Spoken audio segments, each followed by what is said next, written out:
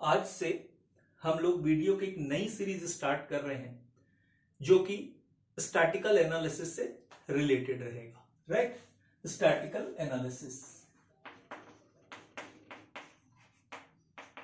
Statistical analysis. ठीक है, अब ये स्टैटिकल एनालिसिस में आपका बिजनेस स्टैट्स भी आ जाएगा, एडवांस स्टैट्स भी आ जाएगा। ठीक है, और आज का जो टॉपिक होगा हमारा वो है, topic of today video is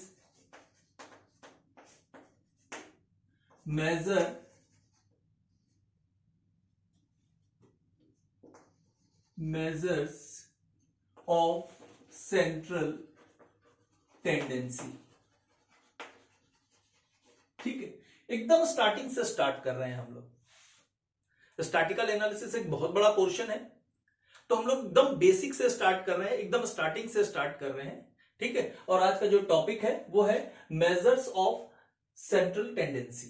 अब आप पूछेंगे कि what do you mean by central tendency? Central tendency का जो मेजरमेंट होता है वो होता क्या है? ठीक है, मतलब इसका आपको क्या मालूम होना चाहिए? मीनिंग मालूम होना चाहिए। ठीक है, अब मैं आपको ये बता रहा हूं कि central tendency it is also known as statical average. ठीक है, स्टैटिकल एवरेज। आप लोगों को यह समझना है कि मैं जो स्टेप बाय स्टेप बता रहा हूं, आप डेफिनेशन बहुत लंबा चौड़ा याद करते हैं, याद नहीं करना, इंपॉर्टेंट ये है आपको समझना है। ठीक है, अगर आप समझते हैं तो बहुत इजी तरीके से आप किसी को भी किसी के भी सामने एक्सप्लेन कर सकते हैं। ठीक है, स्टैटिकल एनालिसिस में आज का जो टॉपिक है वो है मेजर्स ऑफ सेंट्रल टेंडेंसी। तो इसका मीनिंग क्या होता है? तो मैं मीनिंग आपको बता नहीं रहा हूं। ठीक है, मैं आपको एक थ्रू समझा रहा हूं, आपको देखना है। Measures of central tendency it is also known as statical average. ठीक है, फिर से आपका मीनिंग ये होगा कि स्टैटिकल एवरेज का मीनिंग क्या होगा? क्लियर? अब statistical average that means individual value. फिर मीनिंग ये होता है कि इंडिविजुअल वैल्यू क्या होता है। ठीक है, that means the meaning. Next step हम लोग चलते हैं। अब इंडिविजुअल वैल्यू को हम लोग कैसे समझेंगे? What is the properties of individual value? उसके प्रॉपर्टीज के थ्रू हम लोग इंडिविजुअल वैल्यू को समझेंगे। ठीक है, तो इंडिविजुअल वैल्यू का प्रॉपर्टी क्या होता है? ठीक है, प्रॉपर्टी मैं आपको बता रहा हूं कि प्रॉपर्टी क्या होता है। A number, clear? समझ में आ रहा है कि आपको प्रॉपर्टी देखना है। Property, a number that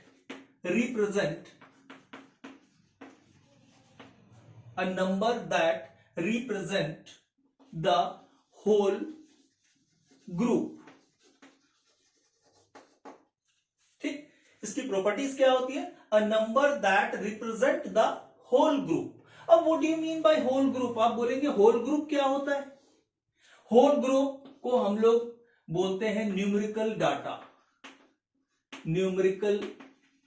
data. Right, अब इसका मीनिंग क्या होता है? अब समझ गए आप लोग? Measures of central tendency, clear? Now it is also known as statical average. Statical average is a individual value. Clear है? वो इंडिविजुअल वैल्यू क्या है? A number that represent the whole group. अब आप पूछ सकते हैं कि ये होल ग्रुप क्या होता है? तो सभी न्यूमेरिकल्स डेटा का एक रिप्रेजेंटेटिव होता है, जिसको हम लोग क्या बोलते हैं? Statical average. It is also known as measures of central tendency. Clear? एकदम समझ में आया? अब इंपॉर्टेंट ये है कि ये जो हम लोग पढ़ रहे हैं स्टैटिकल एवरेज, इसका यूज क्या है? ठीक है, बहुत सारा यूज है, मगर इंपॉर्टेंट यूज हम लोग देखते हैं। तो सबसे पहला जो यूज होता है वो होता है analysis of data.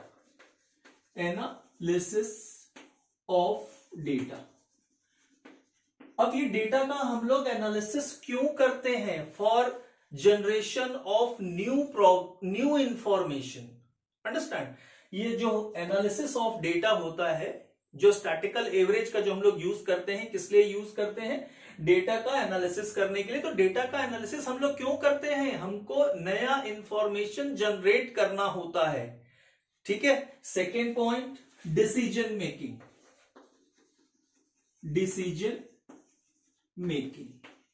Decision making में भी स्टैटिकल एवरेज का बहुत इंपॉर्टेंट रोल होता है। मतलब किसी भी कंपनी, किसी भी इंस्टीट्यूशन, किसी भी ऑर्गेनाइजेशन में, ठीक है, किसी भी टाइप का अगर प्रॉब्लम जनरेट होता है तो उस प्रॉब्लम को सॉल्व करने के लिए सबसे पहले आप क्या करते हैं? किस टूल का यूज करते हैं? तो वो टूल का नाम होता है स्टैटिकल एवरेज। ठीक।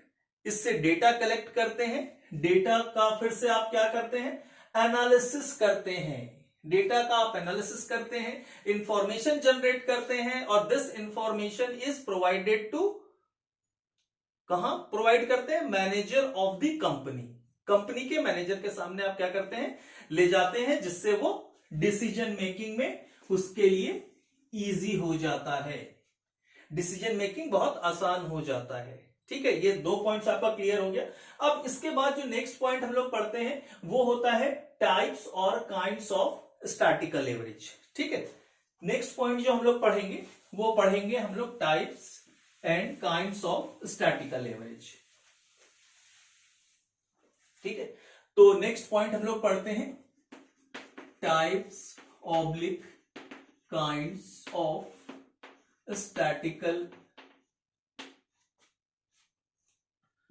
Statistical average. अब इंपॉर्टेंट ये है कि कितने टाइप का होता है ये, इसके बारे में हम लोग डिस्कशन करते हैं। ठीक है। तो ये कितने टाइप का होता है? ये 3 टाइप के होते हैं। ठीक। ये आपको समझ में आना चाहिए। पहला पॉइंट होता है on the basis of position average. Clear? Next होता है on the basis of mathematical average. ठीक। और लास्ट होता है on the basis of business average. ठीक। अब पहला पॉइंट पे हम लोग डिस्कशन करते हैं on the basis of position average. तो पोजीशन एवरेज के बेस पे कितने टाइप से इसको बांटा गया है? तो इसको 2 टाइप से बांटा गया है। फर्स्ट जो होता है वो होता है आपका मीडियन, और सेकंड जो होता है वो होता है आपका मोड। ठीक है। नेक्स्ट जो होता है वो मैथमेटिकल एवरेज के फॉर्म में अगर हम देखा जाए तो इसको कितने टाइप से डिस्ट्रीब्यूट किया जाता है? तो इसको 4 टाइप से डिस्ट्रीब्यूट किया जाता है। ठीक है। जो फर्स्ट पॉइंट होता है वो होता है अर्थमेटिक मीन, सेकेंड होता है ज्योमेट्रिक मीन, और थर्ड होता है हार्मोनिक मीन,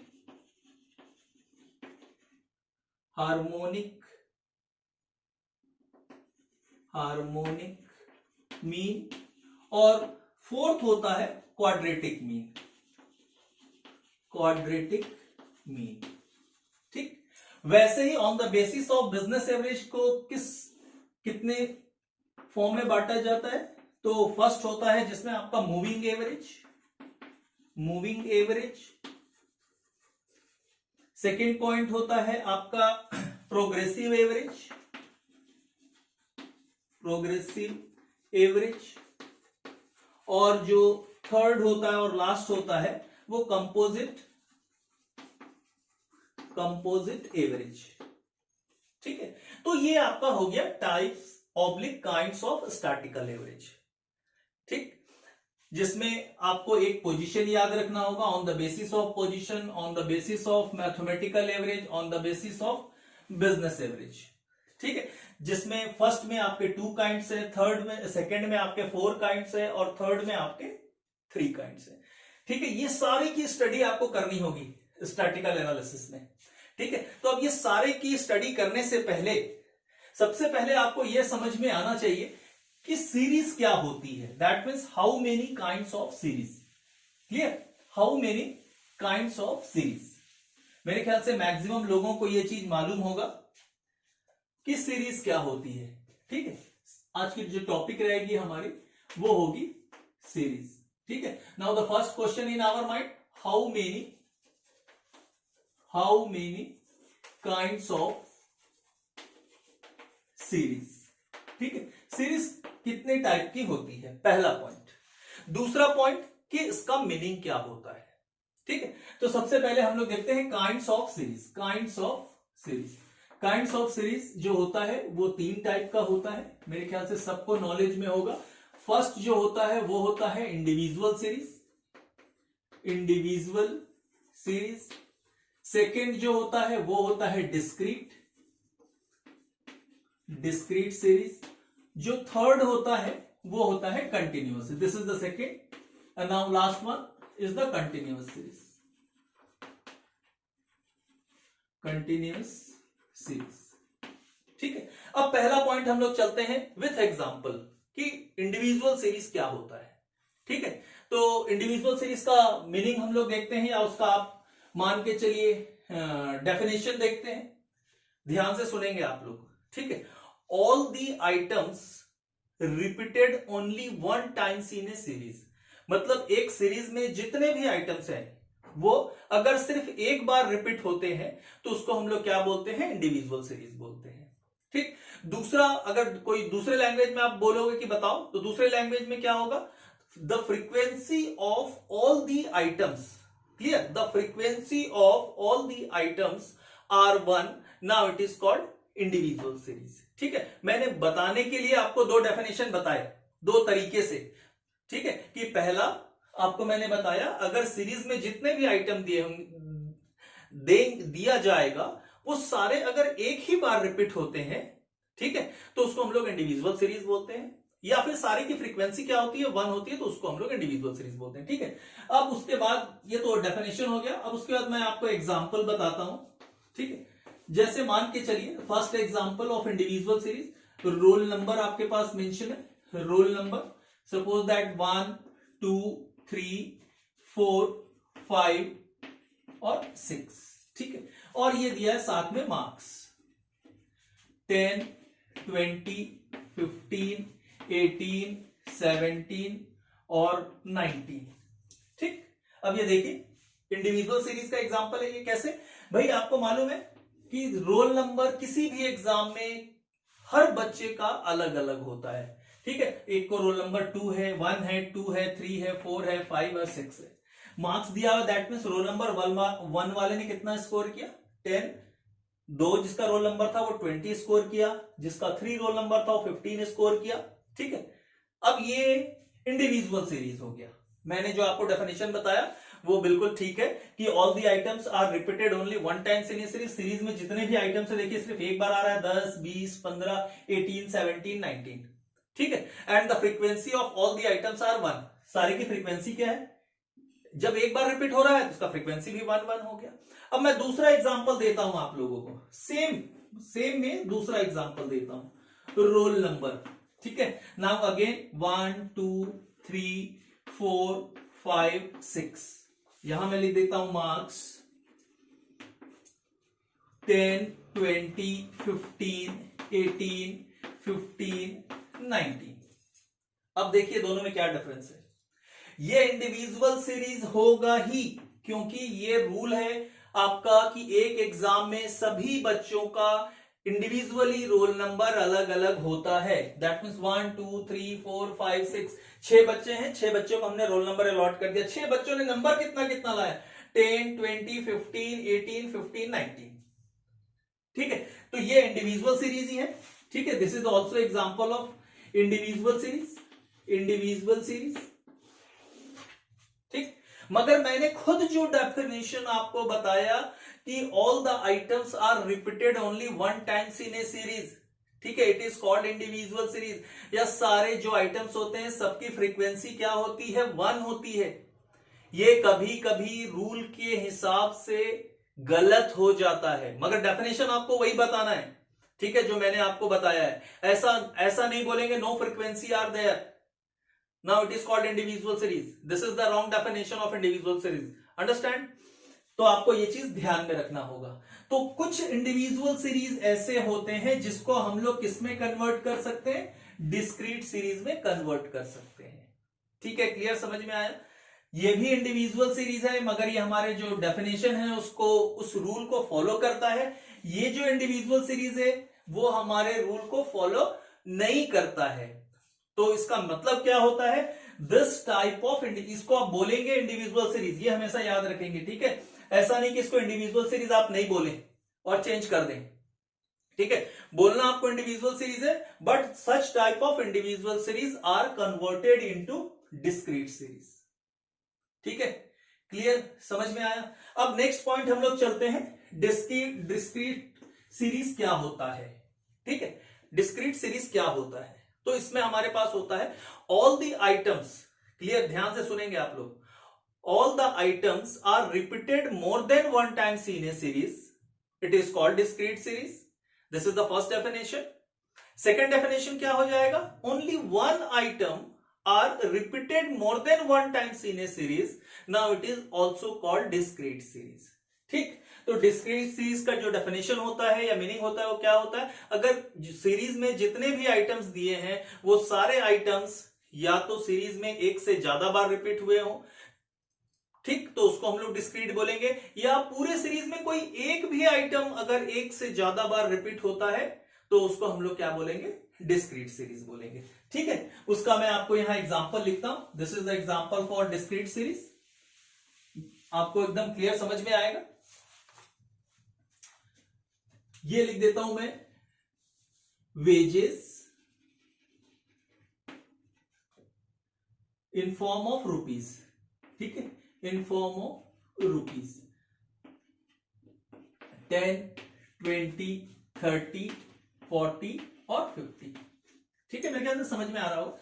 वेजेस किसको मिलेगा, वर्कर को मिलेगा, number of worker, number of worker, ये हो गया 5, ये हो गया 8, ये हो गया 10, ये हो गया 3, ये हो गया 2। ठीक है, this is the item, wages item है। और देखिए ये जो सारे आइटम्स हैं वो कितने बार रिपीट हो रहे हैं, 10 is repeated 5 times in a series, ठीक है, 20 is repeated 8 times in a series, 30 is repeated 10 times in a series. ठीक है, कैसे भाई, आपको लिखा है 10 रुपए है वेजेस, कितने वर्कर्स को मिल रहे हैं, 5 वर्कर्स को मिल रहे हैं, मतलब 10 रुपए लेने वाले कितने वर्कर्स हैं आपकी कंपनी में, 5 वर्कर्स हैं। क्लियर, समझ में आ रहा है। 20 रुपए लेने वाले कितने वर्कर्स हैं, 8 वर्कर्स हैं। 30 रुपीज रिसीव करने वाले 10 वर्कर्स हैं। ठीक है, now it is called discrete, और this is the example of discrete series. ठीक है, अब सेकेंड जो थर्ड होता है वो होता है कंटिन्यूअस सीरीज। मैं कंटिन्यूअस सीरीज का एग्जांपल लिखता हूं। ठीक है, कंटिन्यूअस सीरीज का एग्जांपल मैं यहां लिख देता हूं। नाउ अगेन द वेजेस, और write in form of rupees. Now 0 to 10, 10 to 20, 20 to 30, 30 to 40, और last 40 to 50. This is the example of continuous series. Now this is again number of workers, number of workers. ठीक है, ये 2, ये 5, ये 8, ये 2, ये 3। ठीक, आपको ये चीज ध्यान रखना होगा कि दिस इज कॉल्ड आइटम, जो वेजेस है वो आइटम है, क्योंकि ये फिक्स है, इसमें कोई चेंज नहीं होता है। ठीक है, नंबर ऑफ वर्कर्स में चेंज हो सकते हैं, इसलिए इसको हम लोग क्या बोलते हैं, फ्रीक्वेंसी बोलते हैं। ठीक, आपके पास आइटम दिया रहेगा, आपको क्वेश्चन दिया रहेगा, तो आपको कैसे समझोगे कि कौन सा आइटम है, कौन सा फ्रीक्वेंसी है। जिसमें फ्लक्चुएशन नहीं है वो आपके लिए क्या है, आइटम है, और जिसमें फ्लक्चुएशन होता है वो आपके लिए फ्रीक्वेंसी होती है। ठीक है, तो ये आपके लिए वेजेस हो गया और नंबर ऑफ वर्कर आपके लिए फ्रीक्वेंसी हो गया। This is the example of continuous series. ठीक, अब इंपॉर्टेंट ये है कि एग्जांपल देखने के बाद इसका डेफिनेशन क्या होता है। ठीक, आप 0 to 10, 10 to 20, what do you mean by this? Say it is also known as a class interval, ठीक है, जिसको हिंदी में वर्ग अंतराल बोलते हैं। क्लियर? तो the difference between all class intervals are same. क्या दिख रहा है? यहां भी 10 का डिफरेंस है, यहां भी 10 का डिफरेंस है, यहां भी 10 का डिफरेंस है, यहां भी 10 का डिफरेंस है, यहां भी 10 का डिफरेंस है। ठीक है, कंटिन्यूस सीरीज में जो सबसे इंपॉर्टेंट पार्ट होता है जो डेफिनेशन का, the difference between all class intervals are same. जो क्लास इंटरवल्स दिए रहते हैं उसके बीच का जो डिफरेंस होता है वो क्या होता है? सेम होता है। ठीक है, सेकेंड पॉइंट आप देख रहे हैं कि फर्स्ट सीरीज जहां एंड हो रही है, सेकेंड वहीं से स्टार्ट हो रही है। ठीक है, फर्स्ट सीरीज कहां एंड हो रही है? 10 पे एंड हो रही है। सेकेंड कहां से स्टार्ट हो रही है? 10 से स्टार्ट हो रही है। सेकेंड कहां एंड हो रही है? 20 में एंड हो रही है। देखिए थर्ड 20 से स्टार्ट हो रही है। ठीक है, थर्ड 20 में एंड हो रही है, 30 में एंड हो रही है। देखिए फोर्थ 30 से स्टार्ट हो रहा है। ठीक है, तो ये दो लाइन कंपलसरी है। पहला कि डिफरेंस क्या होना चाहिए? सारे इंटरवल्स के बीच में सेम होना चाहिए। और सेकेंड लाइन ये होना चाहिए कि फर्स्ट इंटरवल जहां एंड हो रहा है, सेकेंड इंटरवल वहीं से स्टार्ट होना चाहिए। Now this is called continuous series and this is the example. ठीक है, तो ये था सीरीज के बारे में। सबसे पहले हम लोगों ने देखा कि पहला पॉइंट कि central measures of central tendency क्या होता है, तो उसको हम लोग स्टैटिकल एवरेज बोलते हैं। उसके बाद नेक्स्ट पॉइंट देखा कि स्टैटिकल एवरेज होता क्या है। उसके बाद स्टैटिकल एवरेज का यूज क्या होता है। उसके बाद उसके काइंड्स क्या होते हैं। ठीक है, काइंड्स के बाद हम लोगों ने देखा कि how many kinds of series. ठीक है, क्लियर? समझ में आया मेरे ख्याल से सब लोगों को। अब हमारा जो नेक्स्ट जो टॉपिक होगा वो पहला पॉइंट होगा आपका सीरीज समझने के बाद, वो होगा अर्थमेटिक मीन। ठीक, जिसमें हम लोग कुछ प्रैक्टिकल क्वेश्चंस भी करेंगे। तो सबसे पहले अर्थमेटिक मीन के बारे में देखते हैं कि अर्थमेटिक मीन होता क्या है। ठीक है, now the topic is arithmetic mean. Arithmetic mean, arithmetic mean क्या होता है, उसका मीनिंग क्या है और उसका काइंड क्या है। ठीक है, तो सबसे पहले हम लोग इसका देखते हैं मीनिंग। ठीक, मीनिंग में हो जाएगा mean obtained by dividing total value of item by number of item. ठीक है, मैं इसको समझाऊंगा भी। बहुत ही सिंपल है। मीन कैसे ऑब्टेंड किया जाए? ऑब्टेंड लिख लीजिए या कैलकुलेट लिख लीजिए।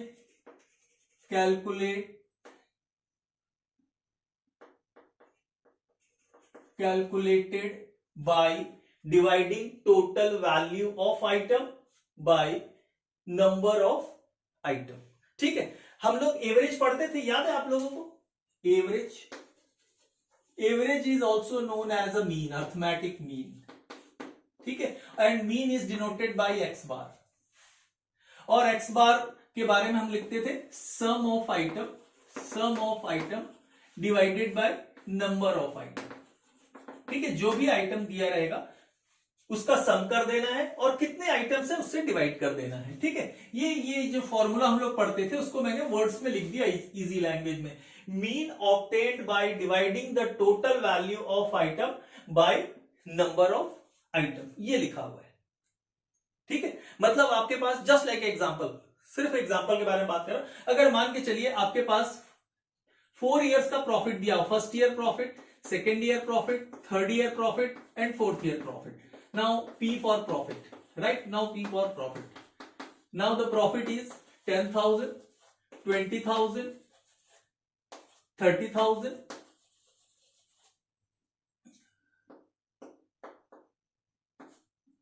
Or this is 10,000. To find out the average profit. तो हम लोग क्या करते थे? Sum of all the items, ये सारे आइटम्स को आप प्लस कर लेंगे।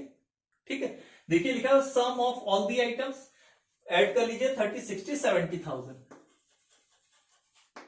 ठीक है, divided by number of item. Number of item कितने? 1 2 3 4। That means X bar is equal to 70,000 divided by 4। ठीक है, मेरे ख्याल से इजीली कैलकुलेट कर लेंगे आप लोग, समझ में आ रहा है। ये सिर्फ अभी मैं समझा रहा हूं आप लोगों को, अभी मीन मैं बताऊंगा। अभी तो सिर्फ मैंने आपको डेफिनेशन बताया है कि मीन का जनरल मीनिंग क्या होता है, by dividing total value of item by number of item. ठीक, अब नेक्स्ट पॉइंट ये आता है कि ये जो आपका अर्थमेटिक मीन है उसके जो काइंड्स होते हैं या टाइप्स होते हैं, ठीक है, या टाइप्स होते हैं, वो कितने टाइप के होते हैं। अर्थमेटिक मीन 2 टाइप के होते हैं, आपको याद रखना होगा। ठीक, फर्स्ट जो होता है वो होता है simple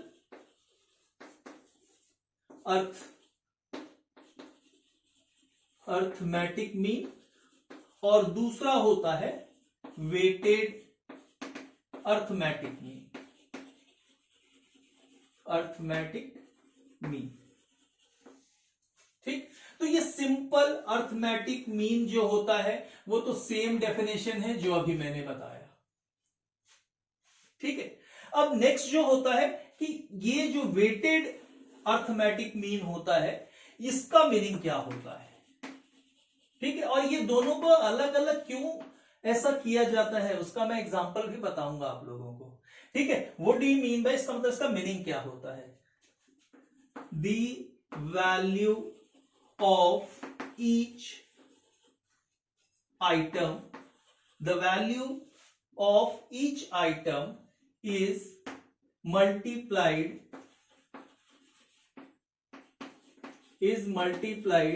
by its weight, and sum of each multiplication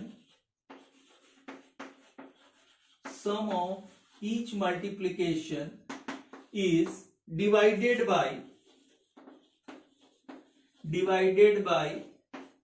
the total weight. This is the definition. ठीक है, वेटेड अर्थमेटिक मीन का डेफिनेशन क्या होता है, तो आपको लिखा है the value of each item, सभी आइटम की जो वैल्यू होती है is multiplied by its wait. ठीक है, जो सारे आइटम्स की वैल्यू होती है उसका इंडिविजुअली जो वेट होगा उससे उसको क्या करना है, मल्टीप्लाई कर देना है। And sum of each multiplication करने के बाद जो वैल्यू आएगी उस सब का आपको क्या कर लेना, सम कर लेना है, डिवाइडेड बाय टोटल वेट, तो उसको टोटल वेट से आपको डिवाइड कर देना है। ठीक है, तो ये हम लोग 2 टाइप का जो एवरेज है वो क्यों निकालते हैं, जिसमें हमारा जो पहला है सिंपल अर्थमेटिक मीन और वेटेड अर्थमेटिक मीन। ठीक है, अब मान के चलिए ये जो this is the example of simple arithmetic mean. अब एक एग्जांपल मैं आपको बता रहा हूं कि आप दुकान जाते हैं, ठीक है, या हर कोई अपनी लाइफ स्टाइल को जीने के लिए बहुत सारे सामान परचेस करने के लिए जाता है। ठीक है, जब सामान परचेस करने के लिए जाता है तो वो 100 रुपए के 4 आइटम परचेस करके लेके आ जाता है।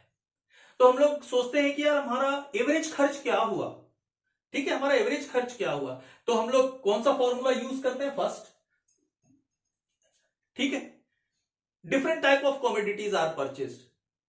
ठीक है, 4 कमोडिटी हमने खरीदा और सभी का दाम कितना था, 100 रुपए का था, तो एवरेज क्या हुआ, 100 रुपए खर्च हो गया। ठीक है, मगर अब हम लोग क्या करते हैं कि अब हम लोग सब्जी खरीदने जाते हैं मार्केट में। ठीक है, तो सब्जी खरीदने के लिए अगर आप मार्केट में जाते हैं, जस्ट लाइक एग्जांपल, हमने आलू परचेस किया। ठीक है, आलू परचेस किया 2 kg और पर केजी जो रेट था वो था 100 रुपए। ठीक है, हमने 2 kg आलू परचेस किया, नाउ द रेट ऑफ आलू पर केजी बी 100। ठीक, हमने प्याज परचेस किया। ठीक है, हमने प्याज 5 kg परचेस किया एंड द रेट पर केजी इज ₹50। ठीक है, थर्ड पॉइंट हम लोग नेक्स्ट और क्या परचेस कर सकते हैं, बहुत सारे आइटम्स परचेस कर सकते हैं। हमने शक्कर परचेस किया। ठीक है, जिसको हम लोग, देखो मेरे को हिंदी में थोड़ा सा प्रॉब्लम होता है, ये आप समझ सकते हैं, इसको शुगर बोलते हैं। ठीक है, आप समझ सकते हैं। ठीक है, शक्कर हमने 5 kg परचेस किया। ठीक है, पर केजी 100 रुपीज। अब आपसे पूछा जाएगा कि आपका एवरेज पर केजी प्राइस क्या है, ये आपसे पूछा जाएगा पर केजी प्राइस क्या है। ये पर केजी प्राइस जो होता है इसी को हम लोग क्या बोलते हैं, एवरेज बोलते हैं। और ये कौन सा एवरेज होता है, तो ये होता है वेटेड अर्थमेटिक मीन। क्लियर, समझ में आया। तो ये आप कैसे निकालेंगे, as per the formula value of each item is multiplied by its weight. तो आइटम कितना है, 2 केजी है, पर केजी रेट कितना है 100 रुपए। तो सबसे पहले आपको क्या बोला, मल्टीप्लाई कर देने के लिए, टोटल प्राइस निकालने के लिए यहां लिख दीजिएगा टोटल प्राइस ऑफ आलू, ठीक, कितना हो जाएगा, ब्रैकेट में 2 केजी और ये हो जाएगा 200 रुपए, ठीक।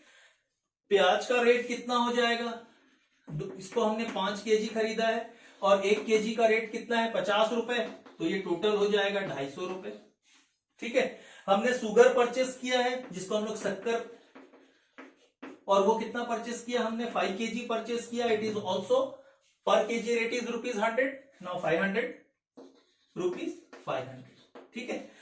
तो हमने क्या किया, सबसे पहले इस पोर्शन तक हमने कर लिया, value of each item multiplied by it's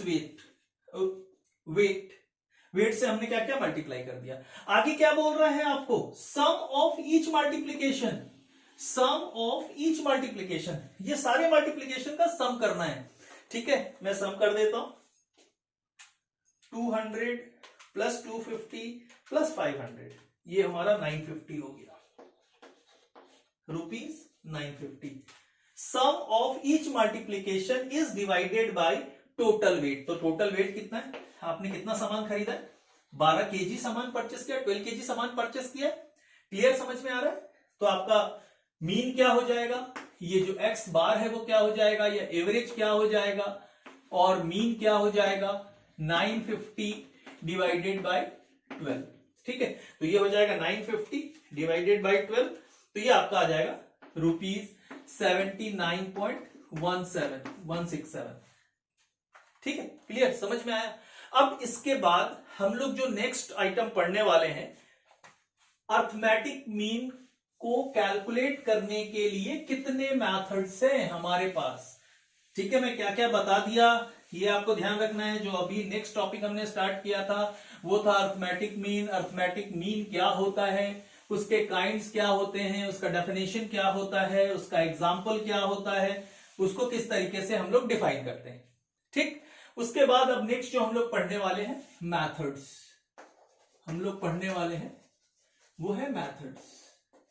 how many kinds of method are used for the calculation of arithmetic mean, ठीक है। ये 2 पार्ट तो हम लोगों ने देखा कि simple average, simple arithmetic mean और वेटेड अर्थमेटिक मीन, ठीक।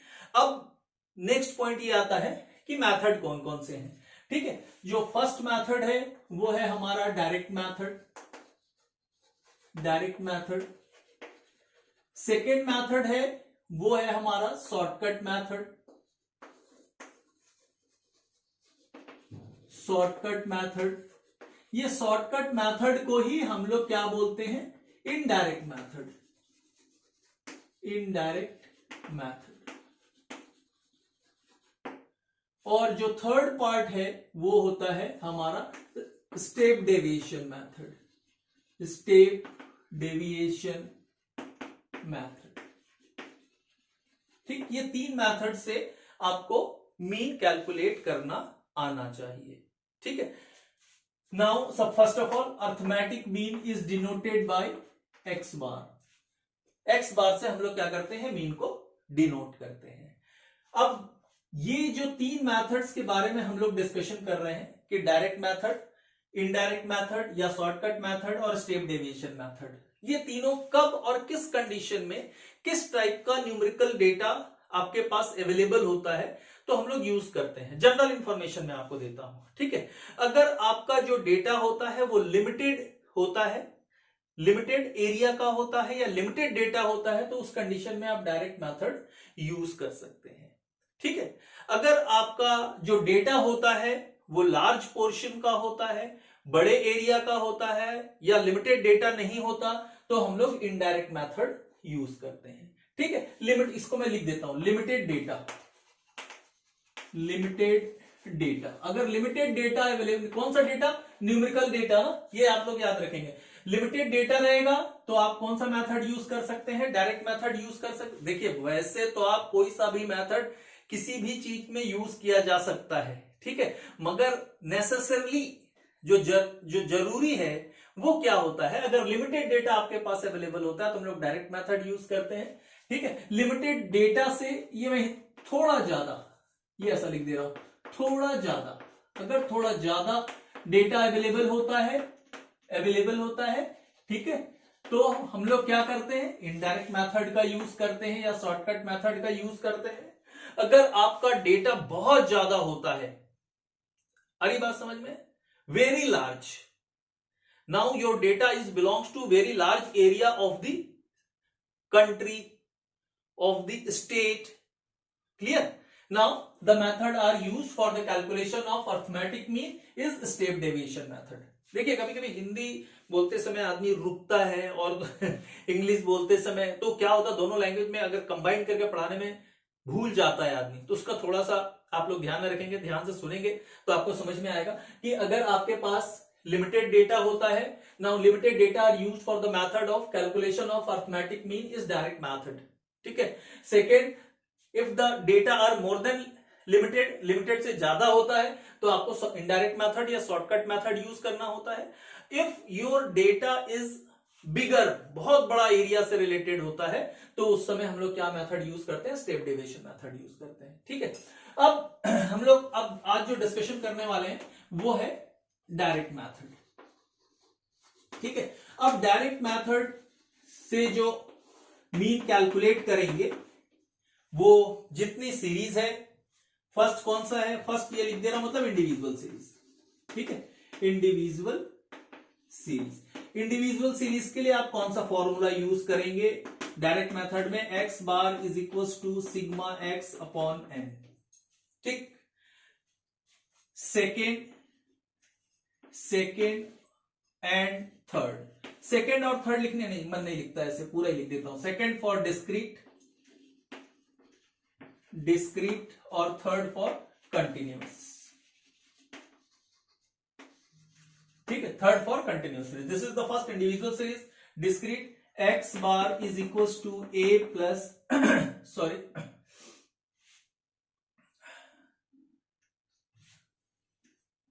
X bar is equal to sigma x f upon sigma f, और कंटिन्यूअस सीरीज के लिए भी सेम रहेगा, x bar is equal to sigma x f upon sigma F.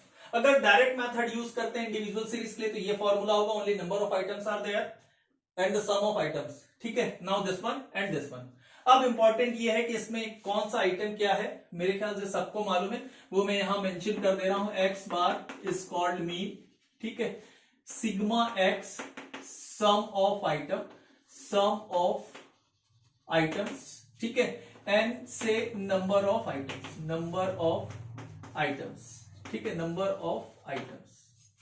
अब उसके बाद जो नेक्स्ट जो मेथड होता है वो होता है आपका इनडायरेक्ट मेथड, ठीक है, इनडायरेक्ट मेथड या शॉर्टकट मेथड, आप जो बेस्ट लगे उसमें आपके लिए फिर से वही ये वन लिख दे रहा हूं, that means individual series. Individual series के लिए जो फॉर्मूला होगा, x bar is equal to a plus sigma dx upon n.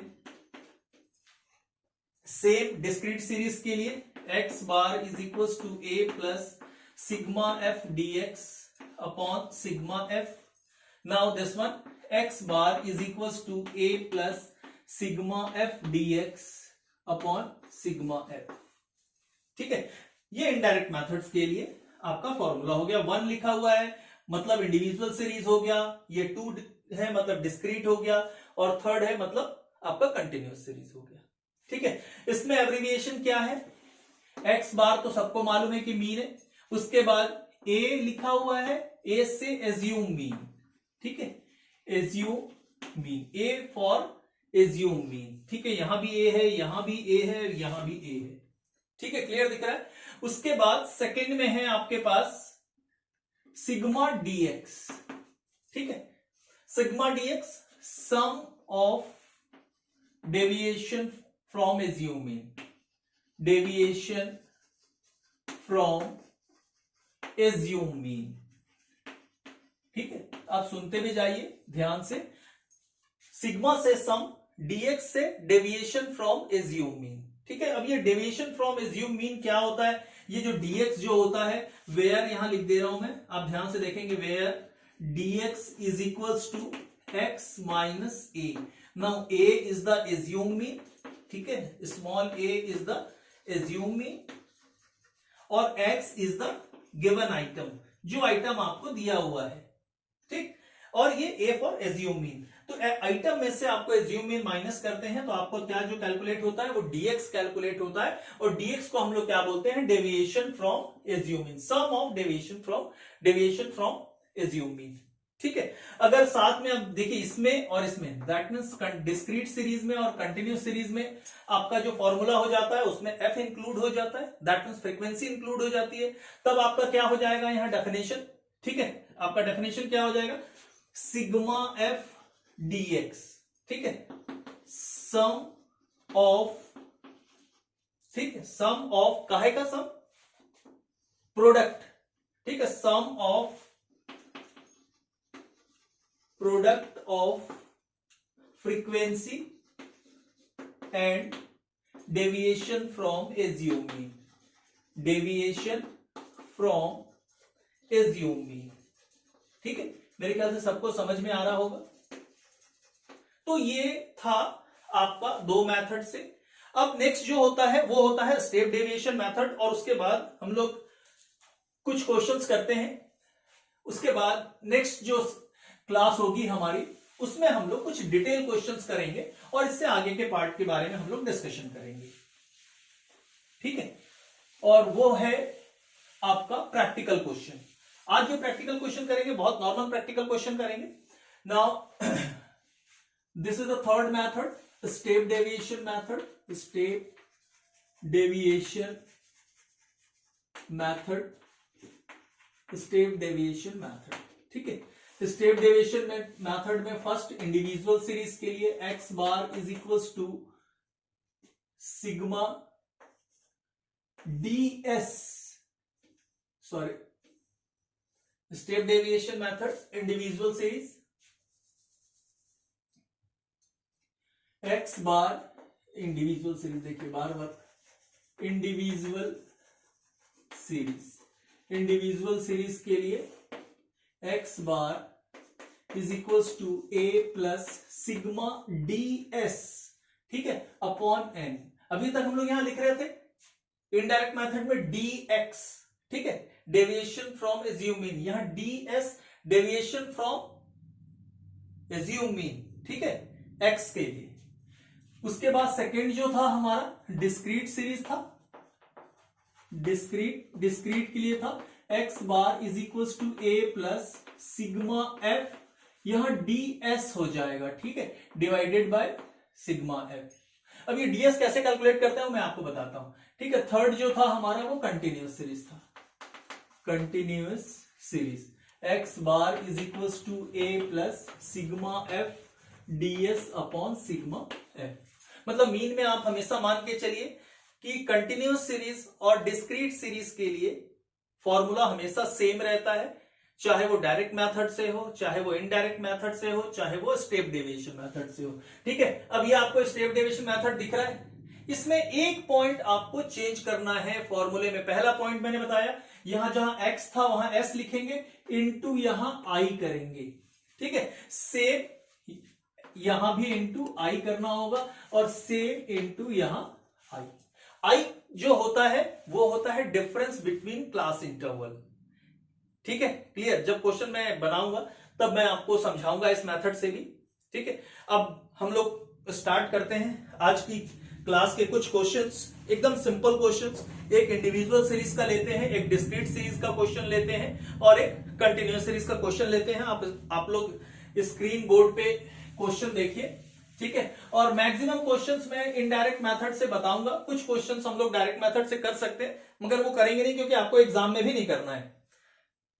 ठीक है, चाहे आप 11th के स्टूडेंट हो, चाहे आप 12th के स्टूडेंट हो, चाहे आप बीकॉम के स्टूडेंट हो या बीकॉम ऑनर्स के स्टूडेंट हो, एमबीए के स्टूडेंट हो, ठीक है, तो चाहे सीए के स्टूडेंट हो, ठीक, चाहे सीएमए के स्टूडेंट हो, ये चीज आपको ध्यान रखना है। आप जनरली जो मेथड यूज करना है वो शॉर्टकट मेथड, जिसको हम लोग इनडायरेक्ट मेथड बोलते हैं, उससे यूज करते हैं। चलिए क्वेश्चंस हम लोग फर्स्ट जो लेते हैं वो इंडिविजुअल सीरीज का है।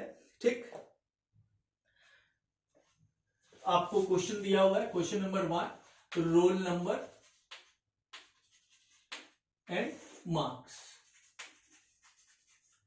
ठीक, रोल नंबर जो है वो 1 से स्टार्ट है और वो 10 तक है, वो मैं नोट कर देता हूं। 1 2 3 4 5 6 7 8 9 10। ठीक, मैंने बुक का ही क्वेश्चन लिया है। नेक्स्ट का वो मार्क्स दिया हुआ आपको 30 28 32 30 28 32 और उसके बाद दिया हुआ है 12 18 20 12 18 20 और उसके बाद नेक्स्ट दिया है 25 15 26 25 15 26 25 15 26 एंड लास्ट 14। ठीक, तो आपको मालूम है कि जो मार्क्स होगा वो हमारे लिए क्या होगा, आइटम होगा। ठीक, अब आइटम में आप लोगों को एक चीज याद रखना होगा कि हम लोग आइटम से हमको क्या कैलकुलेट करना होता है, डीएक्स कैलकुलेट करना होता है।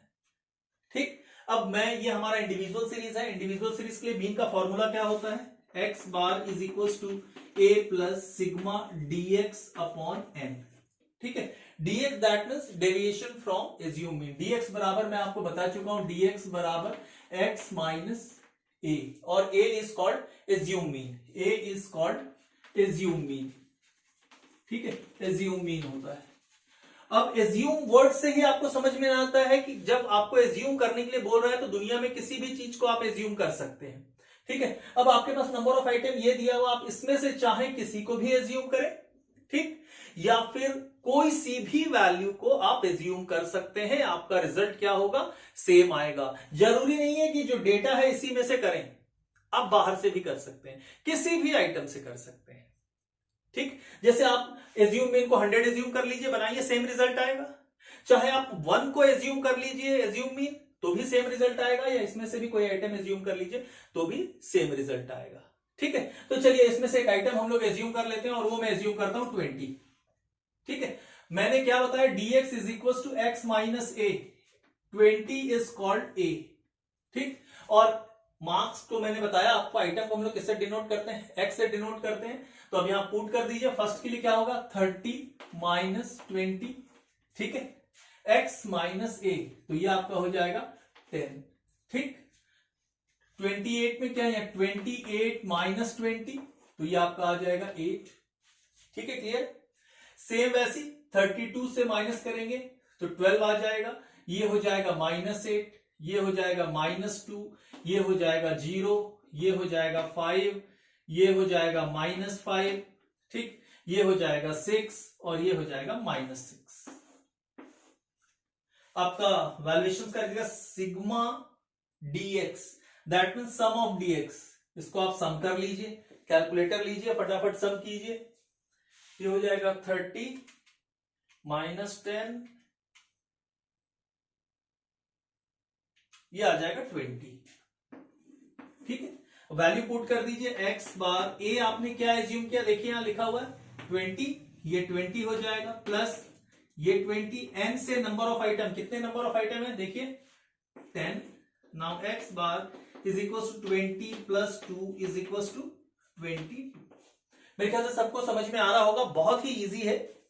उसके बाद जो नेक्स्ट एक हम लोग पोर्शन चूज करते हैं, और वो नेक्स्ट जो क्वेश्चन है वो है आपका कंटिन्यूअस सीरीज का। ठीक, और कंटिन्यूअस सीरीज का जो क्वेश्चन है वो है आपका 0 to 2, मैं लिख देता हूं, this is the CI class interval 0 to 2, और ये कहां तक जा रहा है, 0 to 2, 2 to 4, 12 to 14 तक जा रहा है, 2 to 4, 4 to 6, 6 to 8, 8 to 10, 10 to 12, 12 to 14। ठीक है, उसके बाद जो फ्रीक्वेंसीज आपको दी हुई है वो दिया हुआ है आपका 3, 7, 8, 10, 3, 7, 8, 10, दिस इज द फ्रीक्वेंसी। उसके बाद जो नेक्स्ट है वो है 10, 1, 2, 3, 10 हो गया, 1, 2, 3, ये कंटिन्यूस सीरीज है। कंटिन्यूस सीरीज के लिए हमारा फॉर्मूला क्या होता है, मैं पहले से लिख देता हूं, x bar is equal to a plus sigma f d x upon sigma f. ठीक है, तो सबसे पहले आपको क्या करना है, एज्यूम मीन देखना है। तो एज्यूम मीन के लिए सबसे पहले आपको क्या करना होगा, यहां मिड वैल्यू आपको डिफाइन करना होगा। ठीक है, एमवी से called mid value, mid value. ठीक है, मिड वैल्यू कैसे कैलकुलेट करते हैं, तो mid value is equals to होता है lower limit of class interval, lower limit of class interval plus upper limit of class interval whole divided by 2। Mid value कैसे निकालते हैं, तो lower limit of class interval plus upper limit of class interval divided by 2। ठीक है, तो lower limit क्या है, 0 है, अपर लिमिट क्या है, 2, तो दोनों को ऐड कर दीजिए, तो 2 डिवाइडेड बाय 2 से 1। ठीक है, यहां देखिए 2 प्लस 4 6, 6 डिवाइडेड बाय 2 3। तो हम इसको सॉल्व कैसे करते हैं, आपने एक बार चेक कर लिया, सब में कितने कितने का डिफरेंस है, 2 2 का डिफरेंस है, तो 3, 5, 7, 9, 11, 13। ठीक, दो ऐड करते जाइए, जो मिड वैल्यू होता है उसको हम लोग x एज्यूम करते हैं। ठीक, x से आप dx निकाल लीजिए, अभी निकालना dx निकालना मैंने आपको सिखाया है, अभी सिखाया है dx निकालना। ठीक है, हम लोग एजम्पशन ले लेते हैं, 7 को एज्यूम कर लेता हूं मैं फॉर एज्यूम मीन a। ठीक, तो ये हो जाएगा -6, ये हो जाएगा -3, -2, 0, 2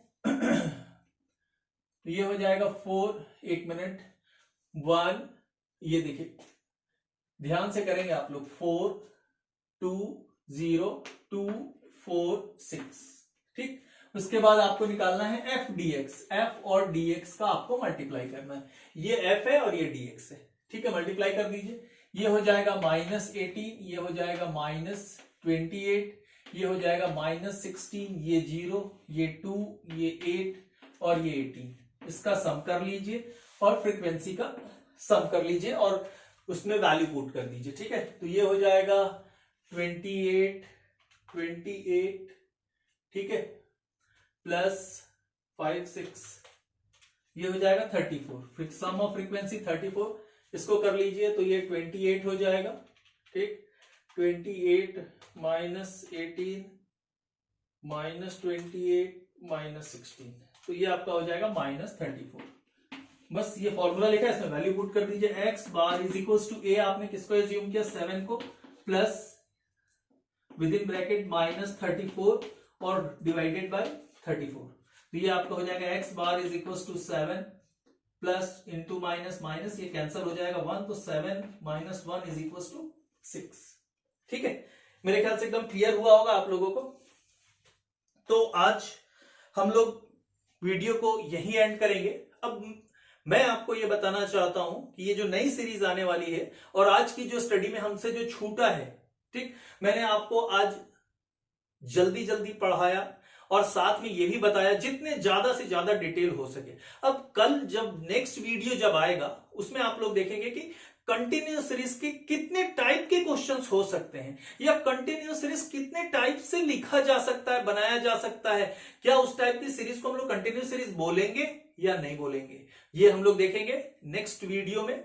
ओके, हर बार की तरह मैं आपसे रिक्वेस्ट करूंगा, अगर ये जो सीरीज हमने स्टार्ट किया है अगर आपको पसंद आता है और आपके यूज का है तो आप वीडियो को जरूर लाइक करें और चैनल को सब्सक्राइब करें। साथ में अगर आपके कोई फ्रेंड्स हैं तो उनको आप ये वीडियो शेयर भी कर सकते हैं। ठीक है, okay, thank you very much for watching today video.